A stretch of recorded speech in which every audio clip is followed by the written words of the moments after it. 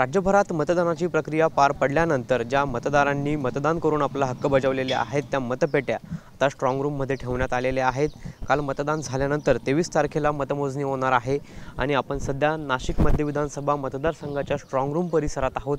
या ठिकाणी जर आपण बघितलं तर सीसीटीव्ही असतील, त्याचबरोबर 3 लेयरमध्ये सुरक्षेच्या यंत्रणा असतील त्या ठिकाणी तैनात करण्यात आलेल्या आहेत आणि या ठिकाणी 23 तारखेला मतमोजणी जी आहे ती पार पडणार आहे। खरं तर या ठिकाणी सुरक्षेच्या दृष्टिकोनातून निवडणूक आयोगाच्या माध्यमातून विशेष अशी खबरदारी जी आहे ती देखील घेण्यात आलेली आहे। या ठिकाणी स्थानिक पोलीस असतील, त्याचबरोबर CRPF असेल, इंडो टिबेटियन कमांडो असतील, ते देखील या ठिकाणी तैनात करण्यात आलेले आहेत आणि आपण सध्या स्ट्रॉंग रूममध्ये आहोत।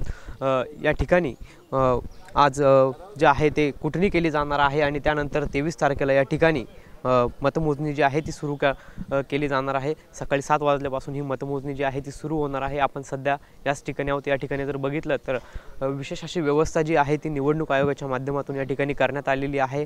उमेदवारांचे प्रतिनिधी असतील, त्यांचे एजंट असतील, त्यांच्यासाठी देखील या ठिकाणी अशी विशेष व्यवस्था जी आहे ती काउंटिंगसाठी करण्यात आलेली आहे। टेबल खुर्च्यांची देखील व्यवस्था या ठिकाणी करण्यात आल्याचं आपल्याला पाहायला मिळतं आहे। त्यामुळे आता 23 तारखेला मतपेट्या उघडल्यानंतर कुठला उमेदवार आपलं नशीब आजमावतो हे देखील पाहणं आता तितकंच महत्त्वाचं ठरणार आहे। कॅमेरा पर्सन प्रसाद पवारसह पवन येवले, TV9 मराठी, नाशिक।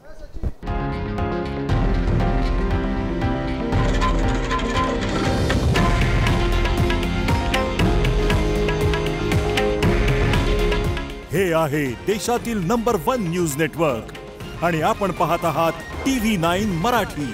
काळजी तुमची, हित महाराष्ट्राचं।